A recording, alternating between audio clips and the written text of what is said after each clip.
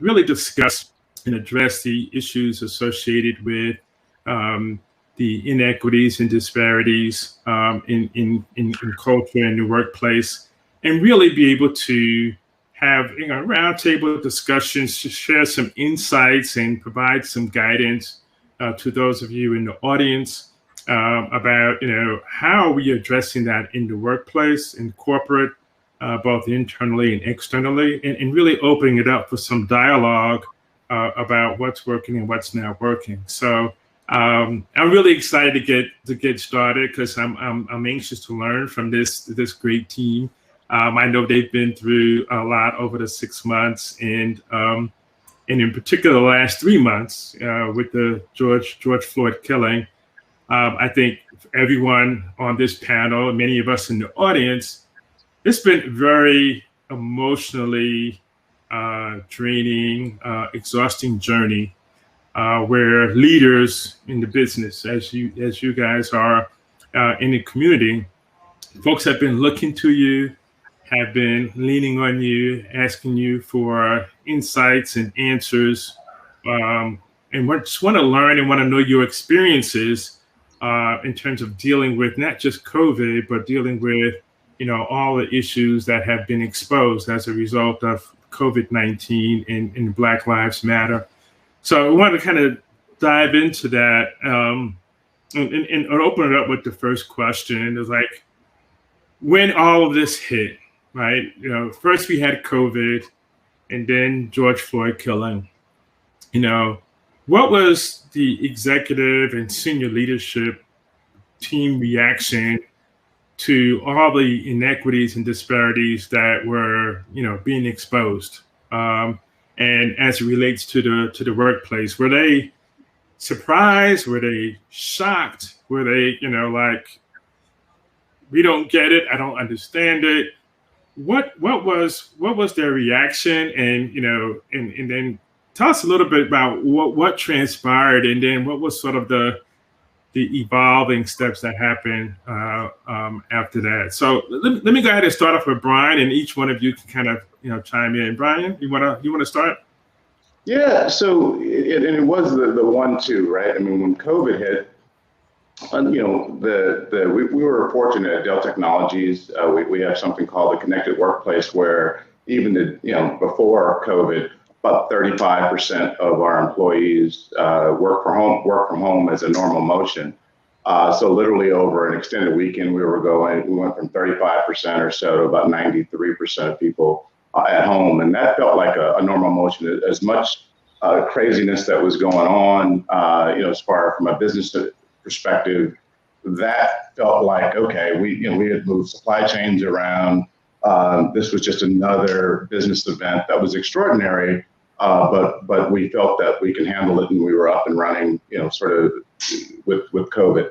But when the George Floyd killing, that was different because, that was not a normal motion. There was no normal emotion around it. And from a company's perspective, I remember the weekend after, and Michael called, and we were having this conversation about what was going on and what was the role of a company, right? Because we knew what individuals can do. Certainly, you can sort of do what you need to do, your rightful protesting, and get out there. But as a company, we started discussing, what are some of the things the company should do?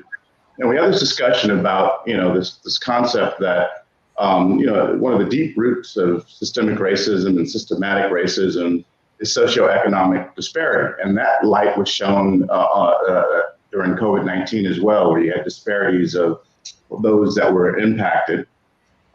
So we immediately started talking about what should we be doing. And by that Monday, after, we knew, number one, we need to listen to our Black employees. So, empathy is the ultimate thing to have. And when you don't have answers, you listen to those who are most impacted. So we pulled together that week, I think it was that Thursday, something we call a moment of reflection, where we actually had 30,000 people across the world, not just in the US, across the world, who came together. And part of my team, part of other teams came together and put a bunch of content where and I think that was an important, Preston, an important moment, because at that time, you had people who didn't know what to do, listening to people and empathetic for individuals that were impacted very deeply by this. A lot of emotion on there. We actually broke Zoom. That was our first sort of the 30,000 test. We did it 2 sessions, one earlier, and we did one in the evening for our APJ and other regions of the world. And out of that, we started crafting our plan based on listening more, having our executive leadership listen. It accelerated a number of things within our company, which we can talk about. But I can tell you that, empathy is everything. And we are, we have an initiative that I have the great honor of leading called Standing Strong Together, which we can also talk about a little bit later. But we're doing a lot of things, and it accelerated a lot of things. But what it really accelerated is we're all in the same boat, and the level of empathy around the globe is amazing. And I think it brought our company closer together and put us on a path towards more success. That's awesome. That's awesome. I know, as a former longtime Dell employee, I was personally, I was proud to see Michael sort of stand up, uncharacteristically be vocal, very vocal, and very strong language about, the atrocities that he was, witnessing. So I was happy to see that. LaFawn, I know Chris. Chris is quite passionate about what's going on. Tell me how did the Indeed executive team react to everything, and how did they take time to reflect on what they needed to do? Can you share some insights there? I sure can. Thank you so much for asking that. It's a lot that is going on at one time. We have this pandemic, we have a global economic crisis, we have Black Lives Matter, protests, demands for reform. And I often say it's kind of like the 1918 Spanish flu pandemic, the 1929 stock market crash, and the civil unrest of 1968, all happening at the same time. And so kind of the timeline of events when moving into this pandemic, Indeed definitely went work from home before a lot of places, and definitely before a lot of the states in the US shut down, but globally. We went work from home pretty early. And leadership definitely quickly kind of came together to start sharing information as soon as they could. There are a lot of offices around the world, but us all working from home is a new dynamic. So how do you communicate with employees frequently, just-in-time communication, making sure we're giving the right advice? So it was all on the state of the business, but also how people should take care of themselves. I will say, as I look at our communications, as I look back at them, which started probably in January of this year, it was really a lot of grace and compassion and empathy. As Brian mentioned, that was woven through that communication. There are town halls every single week. There's communications for leaders, there's communications for managers, there's communications for everyone else. And then as we started to see the uprising of Black Lives Matter, as you mentioned, Preston, Chris is very passionate, and I'm really honored to work with C-level executives who are that passionate, because then I don't have to spend the time explaining why this is important. And so when you have a CEO who's like, yep, let's get behind this, let's talk about racial equity. When you have a COO who's like, we're anti-racist and we should just be that and work towards it. It makes it easier to start to get this work together. But my team, it was go time. Right. It's our Olympics at this point. We've been training our entire careers for this. So getting out the resources to people in time was really important. We focused on storytelling. So allowing people that are marginalized and underrepresented and oppressed tell their own stories, and asking everyone else to be allies. And that means listening, reflecting, and understanding someone else's point of view. So that was really important for us to do. Really sharing resources, because I think what we heard is that our managers were freaked out. They're freaked out. What do we do? We have Black people on our team. What do I do? Right. And I'm like, okay, this is a good start. You want to start with education. You want to start with some self-reflection. You want to start to really understand what's happening. And so providing those educational resources just in time was something I think pivotal. for the company. So now they know at least how to have conversations, when to ask, when not to ask, and how to kind of create that space so that everybody feels safe. And then we also, along with education and along with kind of the voices that were coming out, we also kind of focused on, making sure that we are looking at our systemic issues. So really diving into how we recruit, looking at our performance process and making sure that we are looking for bias and dismantling that where we find it, really taking a look at who's getting the opportunities on your teams, taking a look at succession planning, all of those things that are important, because I think what we found is a lot of companies were doing things that are performative. So we're going to put out a statement, we might buy a billboard, we're going to be really excited in this moment, but what's going to take us through long-term systemic change? How can we channel that energy that everybody has? Like allies came out of the woodworks, right? They want to help, they want to do something. So it was channeling that energy to say, hey, we need to look inside. And then since our company mission is to help people get jobs, how do we help other companies do the same?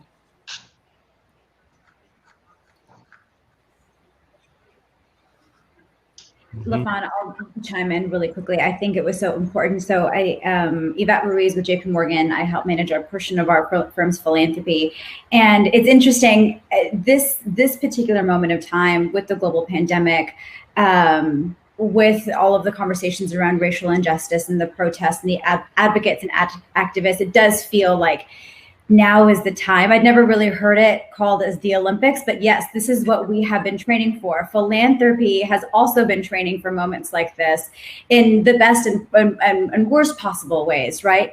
So at JP Morgan Chase, what we focus on is economic advancement for all. And what was uncovered during the global pandemic and how people didn't have savings to weather a short-term financial shock, thinking that this was only going to be a very short-term thing. And then resilience started coming in, right? So instead of recovery, it's how do we build financial resilience? And then the murder of George Floyd happened, and the conversation immediately pivoted to economic justice. And when you work for a bank, you can't think of things, and you have to think of things in terms of economic justice because we are a financial institution and we have to hold ourselves accountable. And when we don't, activists and communities and consumers will. And that was a very important moment for our leadership to understand all of what we had done so far to address the racial wealth inequality, but how much longer that runway is and has to be for us to actually close that gap. And so from the top of the house, I mean, obviously there was the denouncement of racism. We are anti-racist. We are here for our communities. We want to partake from the philanthropically, but equally important for us, the reflection was the business has to lead here. Philanthropy can't lead with this. The business has to lead. And that was such an important reflection. And I was so glad that we were able to hear it from the top of the house that we are definitely taking strides and making improvement to ensure that we actually show up for all communities. Yeah. Thanks, Yvette. Helynn Nelson, people consultant for Google, supporting the Austin site and Google HR. The response from Google C-suite was overwhelming. It was quick. There's always, been a tenor and a climate of racial injustice in America, right? That's known, and globally for that matter. And wherever you sit, there's a story, there's humanity attached to that. And so to LaFawn's point and to Yvette's punctuation, this is the moment we've all been waiting for, and this is the moment that mattered. And from a corporate responsibility standpoint, there was, honestly, not a lot of waiting that took place. And there was a moment where you felt like, let's see if silence is a bug or a feature. And this was not the time to be silent at all. And so the ways in which Google responded very publicly was certainly echoing a lot of sentiments that other corporate folks on the call here, corporations did on the call here, which is, call us out early, So it was, here in Texas, and it was around spring break. I'm a parent, so I remember that fondly. And just spring break kept on going. And so then, how do you enable understanding that people will experience this differently and that the impact will be extremely different, especially from the front lines. And I deal with teams and Googlers and executives all the time. How do you level the playing field when we all have to go home? And, one of the most private, disparate places might be home. And what does that mean to someone's well-being? How do we support people and reach folks where they are? We're a technology company. Wow, don't we have systems and platforms that reach people, our consumers, every single day? How do we enable those and do a quick pivot and some systems updates to get our employees the best that we're offering people for money? And then how do we pivot to the public and go, actually, you can have it for free? So a lot of our platforms, we've always been an open source code community, but we enabled that. That's always been. We enabled small business, advertising, any kind of revenue streams or systems that we already had upstanding. How do we then leverage them to respond to the moments that matter? So certainly internally, there were airings, there were listening sessions, there were activations, there was responsibility, there was accountability. Very tough discussions that happened in our employee resource groups that our executives attended and just sat and listened and quickly responded in action. And I think the most public thing that we did and that Sundar spoke about in June was Sundar, our CEO of Google and Alphabet, was release our commitments.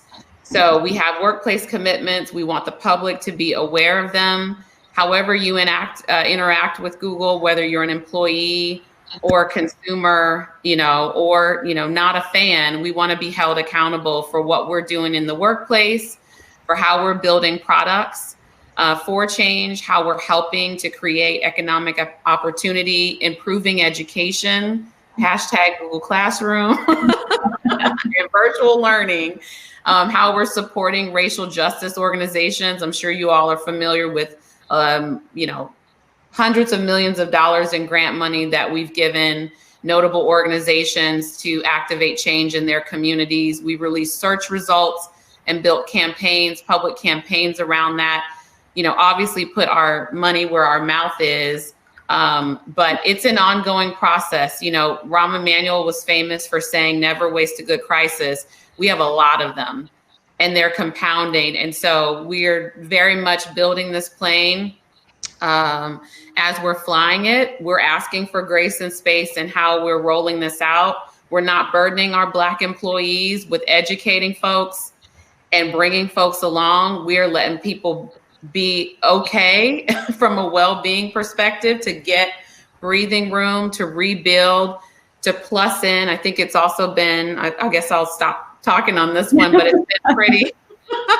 it's been pretty public that we offered a large amount of weeks of leave, of CARES leave, and kind of co-opted that existing structure to respond to need, and did it, in a compliant way, but rolled that out as soon as possible so that individuals that were, strapped based on childcare needs or caring for others, or again, just needed kind of mental capacity to step away. You didn't have to worry about dipping into your PTO or your banked leave or taking unpaid leave. They're 14 weeks, no questions asked, no documentation, go take care of yourself. So it'll, this will be an iterative process, but I think in the ways in which Google has shown up to say, we see you, we care, we want to be a part of sustainable impact over time. We're not going anywhere. We've definitely, we're definitely marching right alongside of folks. So it's so interesting. I mean, I never quite realized how much childcare was the linchpin to keeping society open. I mean, if you want productive employees to be able to get their work done, but then also be teachers and have classrooms in the summer, I mean, the timing of all of this has just been I mean, somewhat catastrophic for the workforce. So I'm curious to hear from y'all.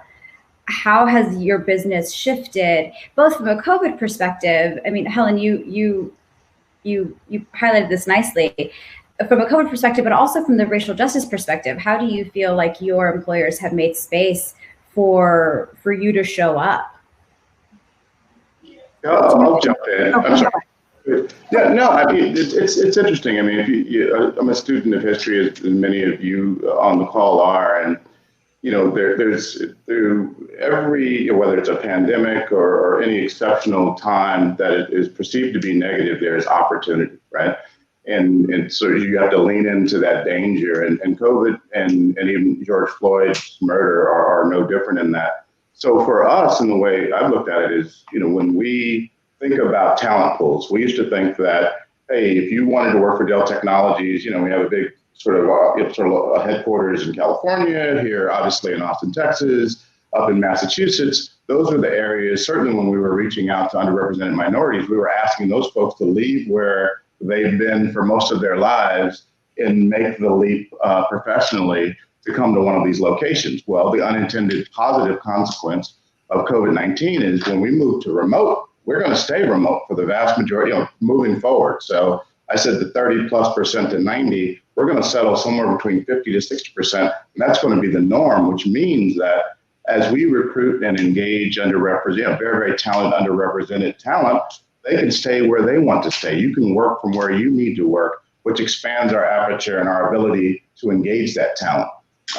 Similarly to what was said earlier, all of our policies and practices, we now have to look through the lens of flexibility in this new world. And again, I think our employees are seeing the same thing, extended leave. You don't have to take vacation to do the types of things you need to do to take care of your children.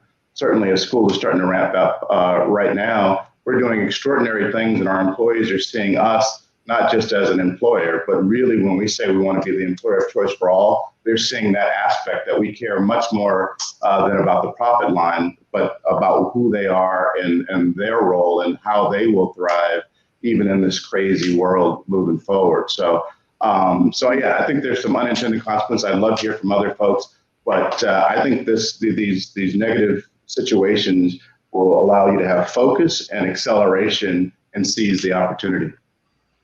Yeah, everything that Brian mentioned and Helynn mentioned before. I think there's an intersection between your people and your business, right? Because your people have to make your business work and run and be successful. So as we look to make sure that we're shoring up our business, there was an incredible focus on people and on our employees, keeping them, not focusing on layoffs as a cost-cutting measure, putting things in place like different ways you can work. Whether it's time off, whether it's a reduced work schedule. We launched a parents and caregivers, IRG. We call them IRGs, inclusion resource groups, but ERGs, BRG, same thing, to really understand the needs of our parents and caregivers, right? It's not just parents with small children. There are also people caring for their loved ones or some of their sick relatives as well. And so trying to figure out how best to support everyone, no matter who they are, no matter where they came from, I think was really important, and giving them a voice to say, hey, this is what we need, and not having that fear of negative consequences by saying, this is hard. And even though Black Lives Matter was huge, everyone with any identity was going through something, yes. Right? So it was recognizing all of that and highlighting all of that and putting some things into place so that people don't burn out. I was used to my calendar being back-to-back every day, but being back-to-back every day on Zoom in the same place every day is very different. Zoom fatigue is very different. Right. And so we also instituted what we call U Days, like Happy U Day. And that is, once a month, one day off for the entire company. It's hard if like some teams take off, other teams don't. So we just made it a company holiday to take off at least once a month. I think what we found, and probably what you all found, is that people weren't taking vacation. Exactly. Or PTO. I know vacation is a trigger word right now because people want to be able to go somewhere and they can't. So being able to take the time off was really, really important, and continuing to understand, there's a work from home task force, if we're going to reopen offices or not. And if we do, how.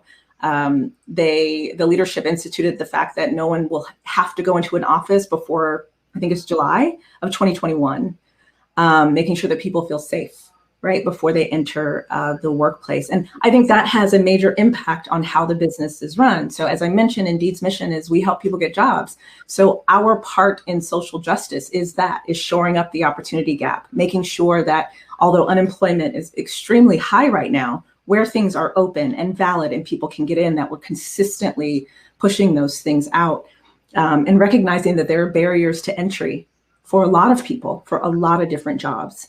And that there's bias in them trying to get those jobs. So that's kind of what we did with the pivot of, we've always tried to help people get jobs, but how can we, in this moment, show up for the world? And that for us is shoring up that opportunity gap.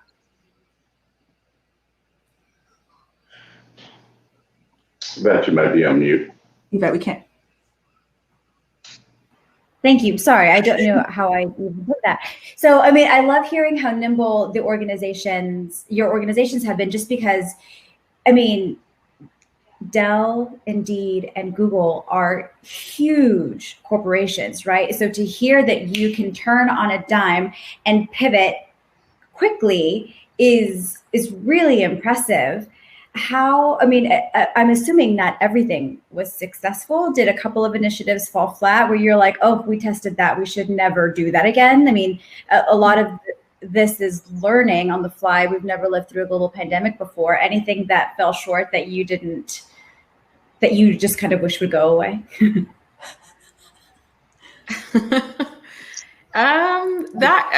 Brian, were you thinking on that one? I think we're in motion. I think the preschool, before sort of school started getting back, I think we had a little respite with, as we're watching. I'm a little worried about, even with all that we've done, what's going to happen now that, everyone is back in school and on campus. And the burden, quite honestly, not to be pejorative, but on women globally with regards to, not only, being a family member within Dell Technologies, they also are taking care of kids more so than men in most cases. And how do we balance all of that? So that's going to be an experiment. We've been very, very clear with our leaders that we're holding them accountable to allow their team members the flexibility, because we don't know what everyone's situation is. We just know it's going to be different. And they need to be very, very supportive. And if not, that's against our culture code of, getting the job done is much different. And when people and how they might do it is going to be different. How we're going to measure people, this big, we're so focused on performance appraisals and all that. That's going to be totally different this year. So I think it's going to be an interesting experiment. And the best companies are going to be the ones that are flexible and understand that, hey, we just have to get through this thing together. And a lot of the rigidity that was in our business that we love, because we love to do things, we love to be measured by them because that's progress. It's going to be seen a little bit different. So I'll spend some disbelief on everything is going to work well, certainly over the next few months. Yeah, that's great. So I think you all have highlighted some really human elements of our reality. And especially, when we're dealing with health and we're dealing with people, that you cannot only think of the business first. And so taking a quick moment to pivot a little bit away from maybe some of our internal resources and work that we're doing, nonprofit organizations in our community and communities across the United States, but specifically here in Austin, do a lot of the heavy lifting in terms of moving forward a racial equity agenda for the city to adopt, and really pushing our civic leaders to think about things in a different way, especially as it comes to dealing with systemic inequities. Oftentimes in philanthropy, nonprofit organizations led by people of color, supporting communities of color, are often included in the marginalized population of nonprofit organizations. And white-led organizations are championing all of this wonderful racial equity work, but don't have the lived experience to really move the needle on some of those agenda items. And so a question that we've got from someone in the audience is, what is your organization doing specifically to support organizations led by people of color, supporting communities of color in their advancement of the work? Yeah, I'll kick this off. So, racial equity is inextricably linked to economic opportunity, and there's no other type of organization that's more frontline than nonprofits, right? Just talk to anyone in nonprofit; they are the most ambidextrous, like business owners and program managers and project managers and EDs that I know, and they get things done, and they're super scrappy. And in that way, technology loves a nonprofit because we see the startup in them every single day that we interact with them. They believe the mission, they're drinking the vision it is so much a part of who they are. I'd mentioned as a response to an earlier question about the grants that we gave, and I won't punctuate it with like how much money that was, but that was important because it doesn't make sense for us for Google.org to sit kind of in their tower, although they're on the streets as well. But the perception, right? And I think the corporate perception is, that we kind of that we would cherry pick organizations, and that may be that choice itself may be interrogated. Yeah. So what we did was not only did we enable, our own kind of systems through, we have Google for Startups, which is an accelerator for Black founders. We have, cohorts where we just pack them with information for an extended period of time. We have Google for Startups as well, where we just give away the G Suite and give them a technical program manager to run systems integration and crossover. We have digital coaching that we also offered for free. But anyway, back to kind of the grants, we partnered with National Urban League. We partnered with NAACP. We went to historical Black colleges and universities, right, where those can be incubators for the next nonprofit, or these students these days are running nonprofits from their dorm room. So we went to where the impact was, and we found those individuals to say, hey, you're on the front lines. You have the best perspective, pass on the accountability and the responsibility and select these folks who are doing great work. And, and just tell us about it and let us be in the loop and a part of that magic. So that's one way that we have, that we've responded to nonprofits and recognize them really being on the front lines of this movement. Mm-hmm. LaFawn, do you want to go or I can jump in? Oh, sure. So I think for us, we really had to spend some time understanding what all of the goals of every organization. There's so many of them. And we found tons of great organizations. And then there's some not so great who actually would have a front that they were about racial equity, but about different kind of business behind the scenes. I'll just say that. And so we did actually have to spend some time vetting what organizations we wanted to partner with, allow our employees to have matching through our Good Deeds program, and matching from our leadership and things like that, so that we can actually help them aspire to their mission. There's a lot of work that I think we can do as a company, but partnering with the nonprofits that are actually doing this work every day is a great way to scale. We don't have to make it up. We don't have to figure it out. There's already organizations that are working on this. And so partnering actually helps the nonprofits scale more effectively, right? We can put, as Helynn mentioned, we can put technology behind it. We may put dollars behind it. We may just put support behind it. So there could be employees who actually volunteer to help further the mission. So I think there's lots of ways that a company can partner with a nonprofit. Sometimes that check makes sense because things cost money, but sometimes they need resources and technology and things like that, other people to step in. So that's how we're looking at it. Very similar to Dell Technologies. We, our giving organization, you curated a set of opportunities. They did the diligence with those organizations that we knew had been in the fight for racial justice for a long time. and allowed that, sort of the employees as well with the employee match.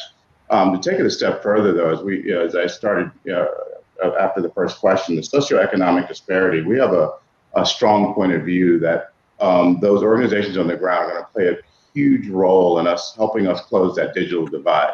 We're an essential infrastructure player, but as we partner and are partnering with telcos, municipalities, whether they're school districts or cities, state governments, when we focus now, and this is the time when we talk about when can we take another run at this digital divide, I think the time is now. And the difference is, once we get into these communities to close those gaps, we must leverage those same organizations, because those are going to be the people that were these underrepresented groups. They trust them. They know, whether it's churches. When we say, hey, we can give you a laptop, we can give you access, but we need the wraparound services, because you can give people a lot of things, but if they don't know how to leverage those things to better their health, to better their economic opportunity, to better their education, then they're just things. They're just assets that will never be used for the purposes that we want them to use. So we are looking at those organizations and trying to identify who are those folks when we close this gap that are going to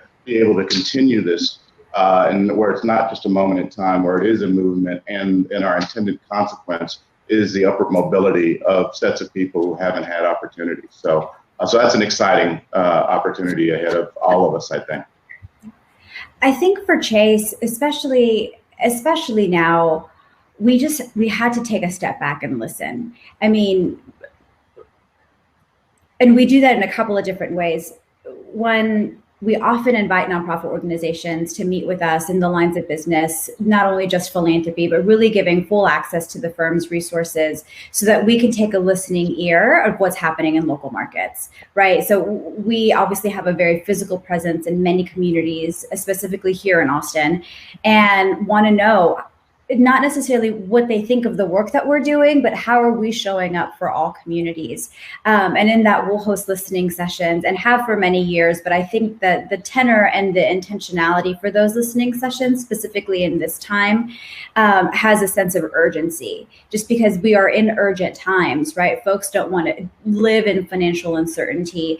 And when you think of going to a financial institution for help, you don't want to be afraid to walk into that institution. You want to be welcomed. And the only way that we can design interventions and the way that we can welcome folks into the community is listen to what their wants are, listen to what their needs are, and then take action accordingly. With nonprofit organizations, specifically in this philanthropic time, with COVID response and the Black Lives Matter movement, has been really re-envisioning what our grant cycle looks like. And this is a little bit more in the nuances and the details that I think that folks care to get. But oftentimes when you think about making grants to nonprofit organizations, the question is always overhead. Well, how much is the overhead? I want all of my dollars going to programs. And in this time, overhead is technology. Overhead is ensuring that folks have access to a cell phone to be able to provide immediate response to their clients who only have cell phones and don't have computers at home, right? So overhead is not the devil in philanthropy. It's an essential function. And oftentimes philanthropy just wants to fund programs because overhead is this thing that no one wants to fund, but we completely pivoted and did general operating grants. So organizations could take that cold hard cash and do what they're going to do with it because they need to keep their doors open. And that happened writ large across all of our grant making portfolios here in Austin, but also across the country, just because we knew that organizations needed us to be responsive in a different way. And we were happy to do that. Excellent. Okay. Well, I'm back, at least temporarily, but so I want to just kind of jump in. I think there was a question for Ellen that came back, and I guess it was in regards to your answer. Are there resources provided for short-term or long-term that is invested in the 10, 15, 20-year success of these organizations you have left into the G Suite, that you let into the G Suite? Okay. I think I understand the question. And I'm assuming it's, if the technology that we that we provide nonprofits is a short-term solution or a long-term solution. That's my interpretation of the question, right? So it is a long-term solution, depending on the needs and capabilities of, and I'm saying this not only knowing about the program, the G Suite program in particular, and AdWords, et cetera, but also as a volunteer in the program, where I've been assigned to nonprofits in Austin and put on my little technical hat and with training and helped migrate systems, et cetera. It is for the life term of the organization. The caveat is it depends on the capacity and capability of the organization. So depending on what's needed, this is like way too weedy, but depending on what's needed, it may be something that we can offer for nominal versus free. And when I mean nominal, like $4 a month. But we would go in and do intake and assessment and everything, but that never goes away. We don't come back and go, oh, you fundraised, X amount of money. Don't you owe us?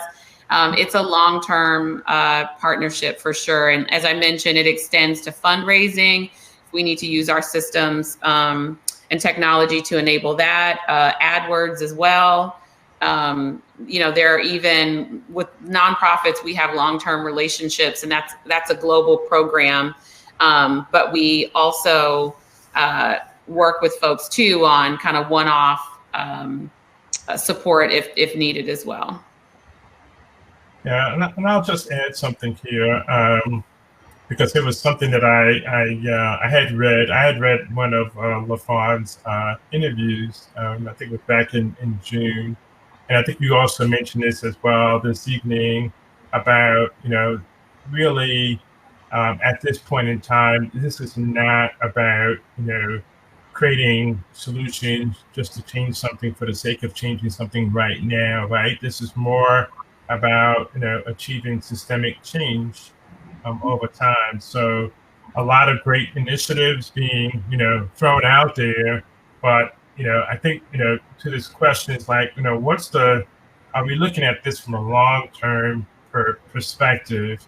And, and I know each of these, organizations, each of your organizations has, foundation or an initiative that has long-term, focus. And I think that's something that, folks need to know. But I guess getting more clarity around, what are those things that, you may be investing in to affect that systemic change over the long haul. So that's not a question, just a point that the emphasis really is on long-term systemic change. I know each of you are pretty focused on that because we don't want to be back in this situation again, right. A year from now, right? So we're all looking to that. All right, so. I'm going to look at another question here that's coming in from the audience. This one is coming in from Lily Cabrera. She's a person of color founder of a wellness company, DivInc number 6. Yay. She would love to know what you are learning about access and inclusivity as it pertains to well-being benefits in coaching from your ERGs and your IRGs. Like, how are we taking care of folks? I'm happy to jump in there. That was, as I mentioned before, everybody's going through something right now because there's all sorts of horrible things happening. So one of the things that we implemented is called Brave Spaces. And that is a way for a community to talk about what they're going through with a licensed psychiatrist or a psychologist in the room. And that's really helpful because, as companies, well, I will say this, we used to say, bring your whole self to work, and that's a lie because we're not companies. When I say we, companies are not actually equipped to handle everybody's whole self, right? Authentic self, best self, all of those things are great. But what we learned, I think, is because we need to support employees more and because nobody's in an office, we had to do things differently. So we have Brave Spaces allowing communities to heal together. we increased our mental health benefits. So there's always EAP. I'm sure you all have EAP as well, but going beyond that and allowing for other virtual therapists for people to talk through. That's been, I think, the biggest learning for us. And as we double down on what inclusion and belonging means at Indeed, it really is about psychological safety. That is a huge component of it. And so with that, you have to have incredible empathy. And so we have ramped up our EQ training as well, to help people understand, and mostly really managers understand, because I will always say, all of us on here, we've been doing this work for a while. We can run around with sprinkles and rainbows and unicorn dust all day, but it's an employee's day-to-day that matters. And so really shoring up our managers to understand better how to deal with the human aspect of leading, I think was some of our biggest lessons learned. Our IRGs were very vocal. They're very empowered, and they've done amazing work to help us understand as a company, I think, how to support employees more at large. Yeah, I agree, LaFawn. The last point, to all the points, but certainly the last point. I mean, I would say our ERGs, which I view as a strategic asset. We've got over 50,000 ERG, 50,000 people who are at least in one or more ERGs, so unique across 13 ERGs. And one of the two ERGs that have stood up across COVID and the racial injustice situation. One, for COVID, we have one called Connexus, and that was the ERG that was always focused on the remote worker. They went from some people not even understanding what that was all about to being the subject matter experts on how to navigate a work from home situation long term. The second one, we have one called Family Balance that was originally founded around the sandwich generation. We're in a generation where we're taking care of our parents and our kids, and they became the folks who, to the points LaFawn was making, that are now the subject matter experts on mental health and wellness and all of those things, and have informed our policies that we are changing on the fly as well. So these ERGs are, sometimes people just think of them as volunteering type of things, but they truly are business impactful. And if you position them as such, these are the most avid and advocates for the company. They will stand up, and they certainly did in our case with Dell Technologies. Mm-hmm. Yeah, I think this. Go ahead, Helynn. Yeah, to the point in this question about benefits in particular, again, the opportunity that this crisis or these crises makes possible is, just interrogating unused spaces. And, in our companies, there's a broad spectrum of benefits, great benefits, right? That most of us only engage like 20% of. And so with this crisis, folks needed support. They needed help beyond what we were capable to do, what we were, compliant to do or legally held to do. And so to then provide those folks with support and resources really did something really interesting, right?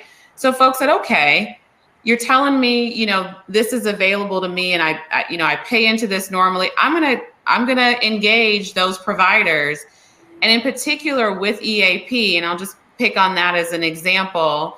We realized that the provider that we were using did not have many therapists of color, many mental health professionals of color. Big problem, right?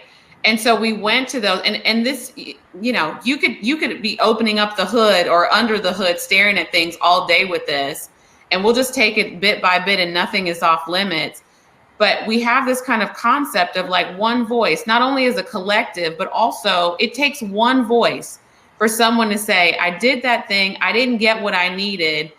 I'm going to raise the flag to let someone know. And that's all it takes. We don't need to, there's nothing else we need to hear about it. We're all activating in that direction in order to, to make change and to demand change in those spaces. And so with that EAP example, we went back to that provider and said, hey, we know there are Black folks and people of color that hold these certifications and degrees. They need to be a part of your network stat, right? And our folks need access to these people.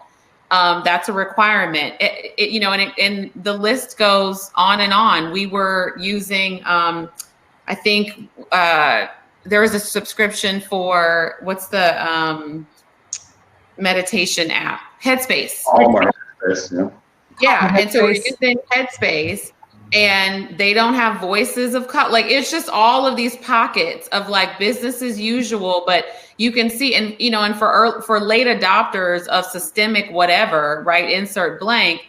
We're constantly hitting you with like, and another one, because it is literally all around you, and it always has been.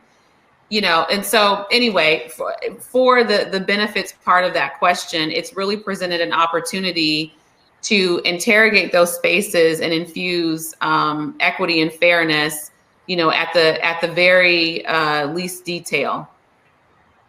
Yeah. And so I will say this, because I know Lily will probably bury me next time she sees me, but I think, being a person of color, she's a founder, addressing wellness, that's exactly the type of thing, right? Where you have a founder of color coming in with that type of lens, right? And uncovering these problems before even COVID hit, right? As she was building this, she had this vision of where there were gaps. And then, coming in and addressing these gaps, and then boom, COVID hits and it exposes what all these different challenges are as it pertains to, how are we treating and providing these wellness benefits to our people of color in the workplace, especially under, these circumstances. So thank you for that. We've got some great questions coming in. So I want to do the audience, right, and try to get to as many as possible. I think this one, it says, how do we continue to coach and mentor our current students at the university to ready them for the workplace of the future? Because things obviously have changed pretty dramatically. A lot of folks graduated and looking for their next place. And then there's still a bunch wondering, what's going to happen when they come out. I've got a junior in high school at home. I don't know what to tell her. Like, just go to school, and right? But there are going to be some adjustments that need to be made. So how do we prepare them for the future? Who wants to? Yvette, I don't know. You're on the. I feel like Yvette really wants to answer that. I feel like I'm the least equipped to answer, but I'm going to answer. So it's my. I don't want to put you on the spot. It's. No, I love being on the spot. This is great. Let's see what I say. We'll figure it out together. So, it's interesting. Jobs of the future, we don't know what the workforce is going to look like next year, much less 5-10 years. And the only thing that we do know is that people will be needing to fill those jobs and need to have a diverse set of skills to be able to fill them. And a part of that is cultural competency. A part of that is skills and being able to learn new skills. And another part of that is subject matter expertise over a particular area, right? So taking those three structures apart, I'm often reminded of my very first job in high school was a gift wrapper. And I was the worst gift wrapper at home. My mom never asked for my help with the Christmas gifts because she knew that I just wasn't good at it. But somehow this was my first job, and it was the first opportunity for me to take in feedback from someone who wasn't my teacher or my family. It was a coachable moment, a series of coaching moments for me to understand that in my 16-year-old head, I wasn't perfect. And I don't know how to do something, and I need to learn how to ask for help. So in terms of coaching and mentoring this next generation, the biggest piece of feedback that I can offer is to, as much as you can, encourage self-accountability and self-awareness. That is a good first step in understanding where and how you'll find learning moments that will eventually lead you to the phases of your career that you want to be in and allow you to be coachable. that is, I mean, I cannot stress enough how important that self accountability and self understanding is. You've got to be able to have it so that you can give it, but then also receive it in a way that is helpful and productive for yourself and for your employer. Yeah. Oh, go ahead, Brian. Sure. Oh, okay, I was just going to add, you know, we're Indeed is constantly looking at the job market because it's what we do. And it's shifting and changing all the time. Remote work is going to be huge going forward. Lots of companies who are either delaying when they're going to go back in offices. They're analyzing whether or not they want to go back in some offices or offices at all. There's some companies who have already been like, nope, nobody has come to an office ever again. So remote work, I think, is going to open up the options for a lot of people, especially with living in big cities. I think we're going to see, honestly, an exodus from a lot of the big cities for people who only were living there because it was in close proximity to where they had to work. You can work from anywhere. I think we'll start to see a shift in a lot of that. I would say for students, pay close attention to the markets. See what kinds of industries are struggling or folding and which ones are still thriving even in the pandemic. There are some that are thriving right now. There are some that are still making money hand over fist. So pay attention to those industries and those markets. Education comes in all forms. So I think a lot of the fear from current college students are that, how am I going to get my internships, right, to add to my resume for my experience? And I understand why, because a lot of companies, when we're going through this economic crisis, they start to cut things like internships and extra programs.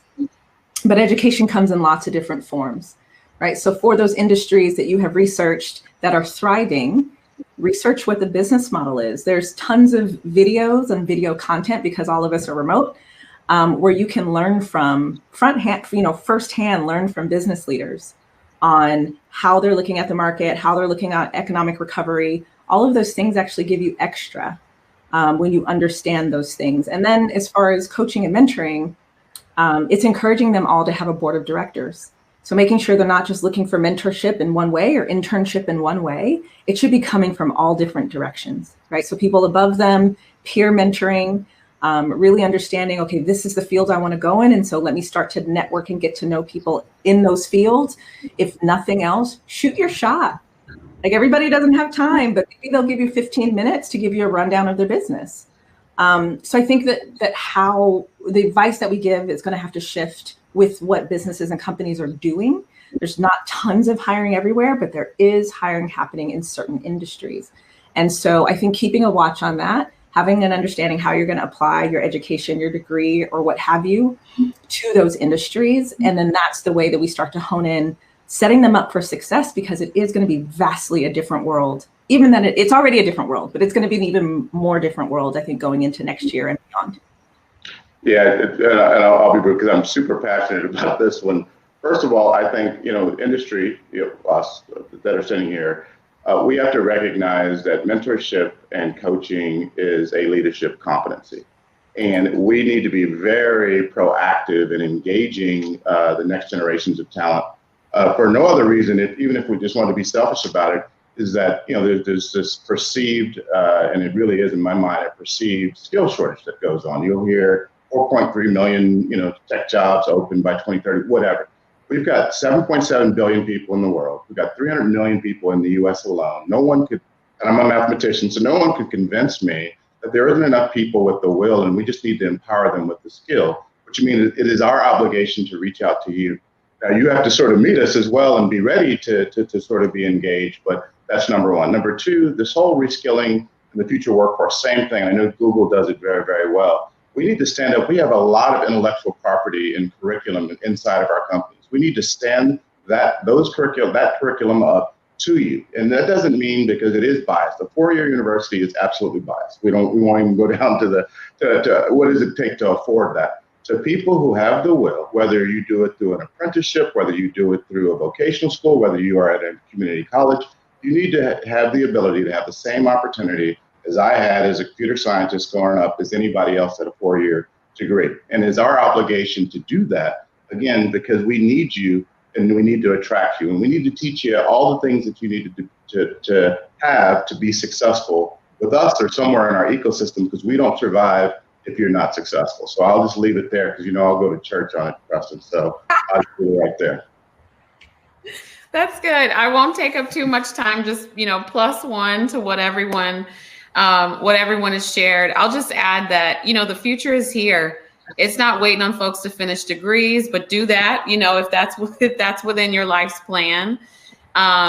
It is here. And so as folks are experiencing this, just like we all are, and they're seeing opportunity, and that opportunity leads you down a pathway of entrepreneurship, do it, right? Nothing has cast a light on how unprepared we all were to some degree, and how we all kind of had to hustle backwards in order to shore up, and create guardrails, if you will, to kind of steady ourselves in all of this. Understand what you don't know, seek that level of knowledge in other people and in folks who are modeling, where you want to go. To LaFawn's point, like, school's in session everywhere. You should be committed to being a lifelong learner, however you show up, humility, gratitude. I'm old school, so there's that. But I'll kind of leave it to this one. Being agile is extremely important, because in the same way, and we're being very transparent on this call, we are reimagining the future of the workspace, as we go day to day, literally. And so in the same way that we're doing that, I think students and professionals alike, right? Students of all ages should also reimagine their contributions to that workspace, and sharpen where they are. There are so many opportunities to not be still right now, be home, but not be still, where we all just kind of emerge from this thing whenever that may be or not, right?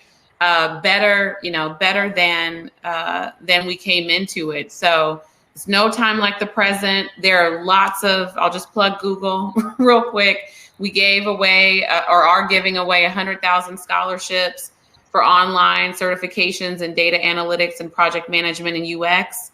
Like, go get it. It literally is out there for you to take courses and just to hone and sharpen. And also, I said the last thing, but here I go. Also, don't be so decided, and this is the nimble and agile point. Don't be so decided in career tracking and trajectory. If anything, this thing has taught us, like, nothing is linear. Yeah. Like, just, show up your best self with the best set of skills. As an employer, it's my job to parse out those transferable skills. Oh, this person cut lawns. They may know how to do X, Y, and Z. You see what I'm, like, nothing too small or too big, for the role that you're going into, if it makes sense, right? That we can kind of decode and understand how that ties to the next thing. Just, go after it and do it and bring your best self to whatever you commit to. Yeah. Be great. Oh, Preston, you might be on mute. Preston? Oh, he's asking a heck of a question too. We're going to just make it up as we go there. Preston, we can't hear you. You're on mute. Oh, he went back out. Well, maybe. So yeah, well, we have. I think the question. I'm not sure if it's the exact question, but one of the ones I know, LaFawn, that Preston was going to ask us is about corporate boards.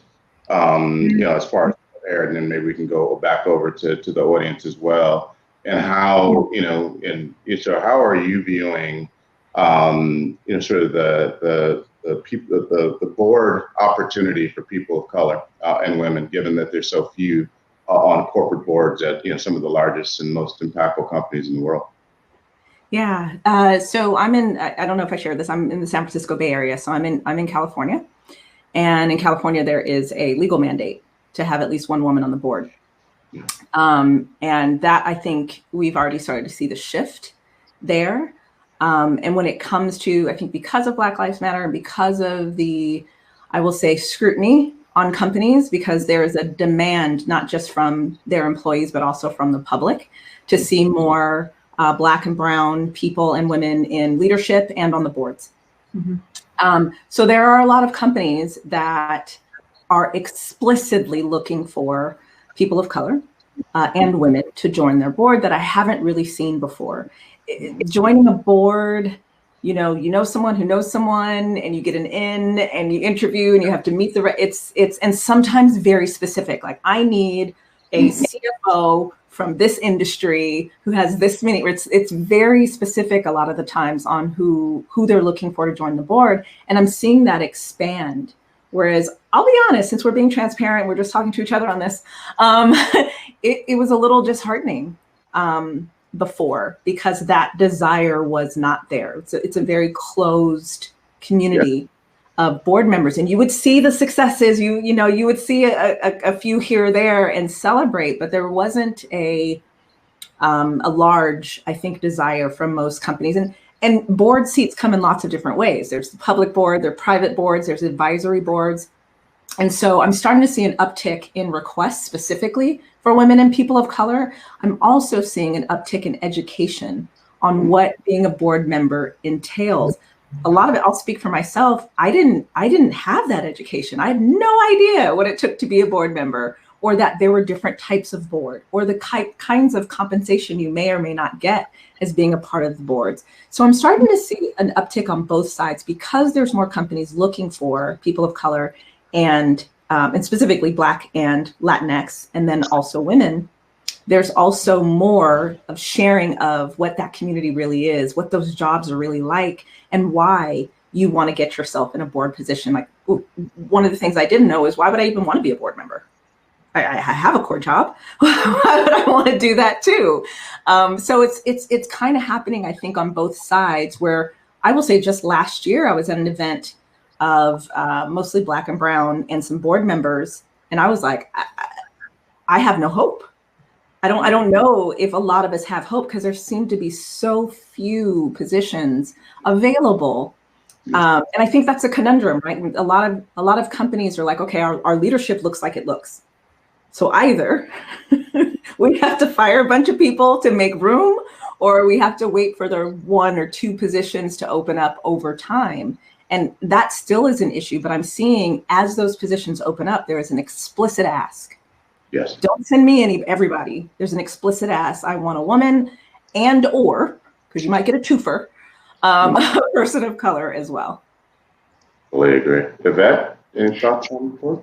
Yeah, so two thoughts. One, when social media had decided to take on the Black Lives Matter movement, and so many companies were posting their statements and the photos and all of the things, I think my favorite activity, my favorite trolling that I saw on Instagram was, statement's great, show me your board. Statement is great, show me your board. And many of the companies just, I felt like, didn't have integrity with what, or fully understand what they were saying, because obviously their business practices kind of showed exactly who they were. And oftentimes they were very, very white-led organizations. Taking this board participation question a little bit differently in the nonprofit community, since that's a very specific area of expertise for me, is when you have organizations supporting communities of color, those boards are often not reflective of the communities that they're trying to serve, leading some to white saviorism, right? So, and that's not something that you want to see, especially when organizations that are doing such critical work. And I will plug an organization here in town called the New Philanthropists. They do a lot of training for young people of color who have an interest in serving on nonprofit boards and don't necessarily have the expertise to be able to do that to the fullest extent. So they do training. It's actually a really wonderful program. So folks who are interested in serving on a nonprofit board, a little bit different from the corporate conversation that we're having earlier, there's resources here in town to be able to facilitate that. I know that there's a huge delta for nonprofit organizations having board members that are people of color in the community. Preston, you back, or Helynn, you want to lean on the board topic? I think Preston's still on mute there. We can't hear there. No. Helynn, did you want to add anything on the board topic? I'd add one topic, but anything you want to add? Oh no, you can. You all have you've asked and answered thoroughly. No, I wouldn't be able to add anything more. The only thing I would add to it is just to the point that LaFawn and Yvette were making is the mindset of who should be a board member needs to change as well. I mean, because what you'll find is they're just the same people on all the boards. So if you have to be Black or Hispanic or a female, it's like rotating, and we don't have the same sort of linear mindset that we have with regards to upward mobility in a company. I think the opportunity for boards, and before California, thank goodness California did it, other states will do it, or it will just become the norm in general. The opportunity is to find people just like you'd find in any other part of your organization with potential, and have them bring that fresh perspective. Because I can tell you, even though people might look a little bit different on the board, after they've been recycled on board, it's the same echo chamber that's going on. And I think there's a great opportunity to bring new talent, new mindsets to the board, which will help that company potentially move in a much better and different direction if it needs to. So I think that's a great opportunity for companies to be proactive in that, for sure. Yeah, absolutely. One interesting question, I don't know if you guys are seeing it in the chat here, is someone, Schaubel, said, in your opinion, what role would you like to see your formal leaders, middle level managers play in transforming the workplace into an anti-racist workplace? And what actionable steps do you see your organizations taking to get there? Maybe want to jump on that one? Sure. So, I'm like, absolutely. First, you have to declare that that's the kind of organization you want to be. It really does start at the top. And so you just have to say it. We're an anti-racist company, right? And then you need to work towards that. The nice thing about being anti-racist doesn't mean you're perfect. It means you're actively working towards being anti-racist. And so I think it is sharing resources. There's lots of anti-racism resources out there that you don't have to make up on your own.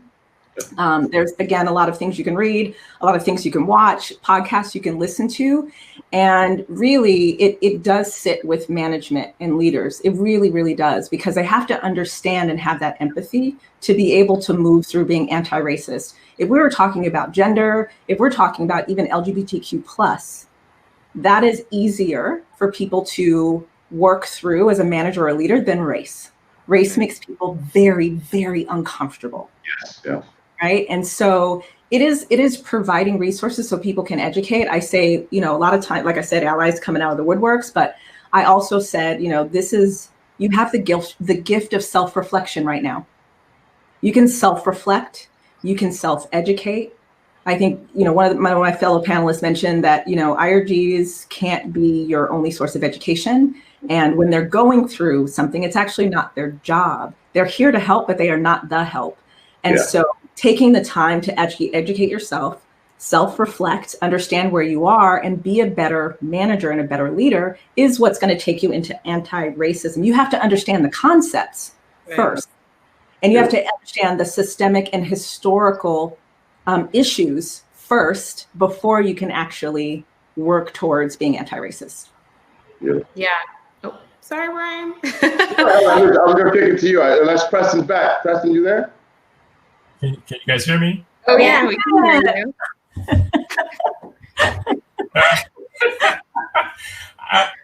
I apologize for all these Houdini acts. It's just crazy over here.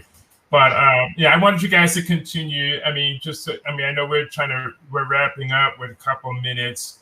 But I just wanted you guys to share, your last words of allyship, that we can all take home with us very quickly. And then we'll wrap up and then, go into networking. So I think Brian, was it you going next, and then Helynn, and then Yvette, last words of allyship? Yeah, again, I think this comes to everything we've spoken about. This is not a moment in time. If this is going to be beyond that and a movement, and to a movement of all of us in this world to a better place, it's all of our responsibility. Those of us who have to learn, those of us who have to teach stuff, those of us who have to preach, it is all of us. And this is that moment, again, an unintended consequence when you need to get shook to wake up. So but my is like become an ally, mentor, sponsor. I mean, just be, just sort of create a legacy where it's just not about you, because we all stand on the shoulders of others before us, and recognize that that's the role we must play now for that next generation. So that's how I'll leave it. Okay. Yeah, I'll just hop in and say, what's to an earlier point of whole self being a lie, the problematic, the reason why the whole self is also problematic, especially in this work, is, you're confronted with either just, wholesale ignorance on the topic, no lived experience or life experience that lends itself to any, level of empathy, self-awareness or understanding. And so not having an expectation that be the case. And so we've taken on kind of the role of, let's just take this thing down to the studs. Let's educate, let's, create a company-wide portfolio of, racial education and courses, and that then we can say, okay, we can drop a pin in it and say, as of this date, everyone has gone through this training. Now I can hold you accountable for these conversations or this body of knowledge, right? And that's really important, because I think, allyship and being woke and all of these things are really trendy, and they sound really good on a, they look good on a t-shirt. But what does that mean to show up, especially to the person's question about, as a leader, as someone who's responsible for comp decisions and performance management of other folks, and you don't understand how they're showing up to work, and that doesn't even register for you. We needed a way to be able to say, after this point, it's understood. Sure, go on your own and sharpen and retool. But as a company, this is what we're going to roll out to understand that, and not to check a box, to understand that we've done our part and we can all enter into this space with the same body of knowledge, definitions, et cetera, to then pivot forward. So it's, it's ongoing. It's burdensome. It's tiresome. It's all the things. But, I think we'll all have to do it together. And it's definitely going to, take some time. Just use our country as an example. So, I guess I'm leaving on a hopeless note. Preston, but I'm like, what did Michelle say? It is what it is. Like, I don't know. That's what you were leaving. Yeah. Take it into your own hands. I know. When quoting that quote from Michelle Obama, that is not the thing that I want to follow. That was her epic of mic drop last night. It was like, ooh, that hurt. So good.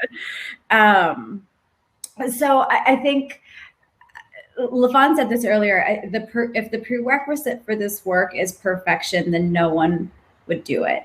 And I think that if I think about my employer, JP Morgan Chase, we are a flawed institution, and I think we recognize that. And I think that we know now that are actively working to do better, right? And that means doing better for our employees, doing better for our customers, being a voice amongst voices championing this work, and then doing the work ourselves, right? And to the question that someone asked earlier, that we are a company of people, and if we can work and train and reduce the systems that need to be reevaluated, then I think that we can be a more productive and a better contributor to bridging the racial wealth divide. I mean, that is it. That is our North Star. How do we include all people in economic opportunity? And that is the commitment.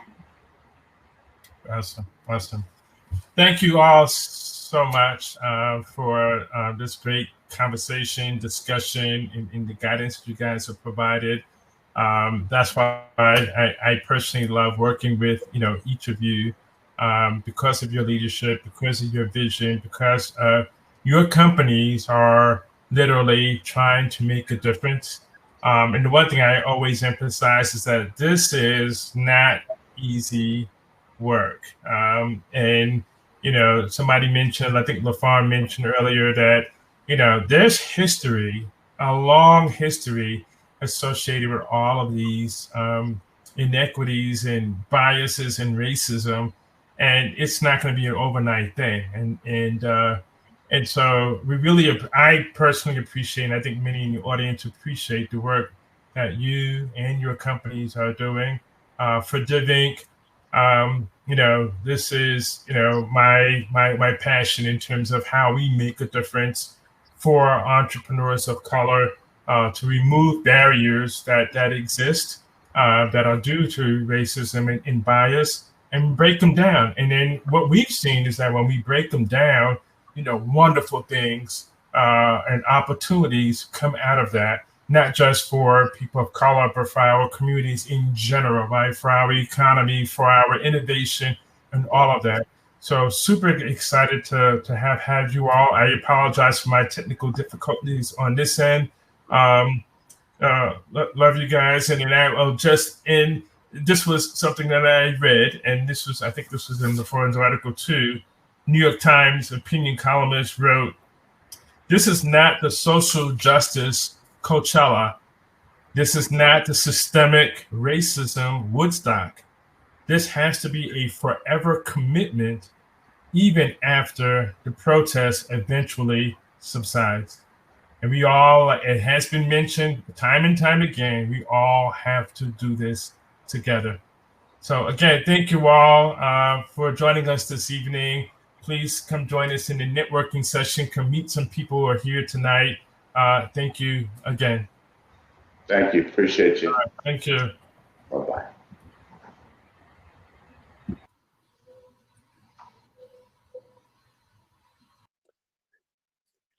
Before everyone breaks, I want to come on screen really briefly, once again, to thank the panelists, DivInc. Also, just to quickly announce my company, Amazing Media, LLC. We offer this online event management service where we create, organize, and manage the events end to end. So if you all enjoyed this experience, please feel free to go into our booth on the left-hand side in the expo area. And there is a link in our booth that will guide you to how you can book our service. But hope you all enjoyed this experience, and it was a wonderful talk. Is my team here, by the way? Kendra, Princess, can y'all come on stage really quickly? I just want to elaborate that there is no I in team. This was a team effort, and I'm very glad. Thank you. This is Kendra, and this is Princess. So this online event management service has been very successful. It has provided a lot of resource. It has been a resource as far as helping organizations and nonprofit organizations still hold their virtual events or their events virtually and get their product and service out to the community. That in turn has allowed my company to hire more people to meet the demand, because the demand has been high.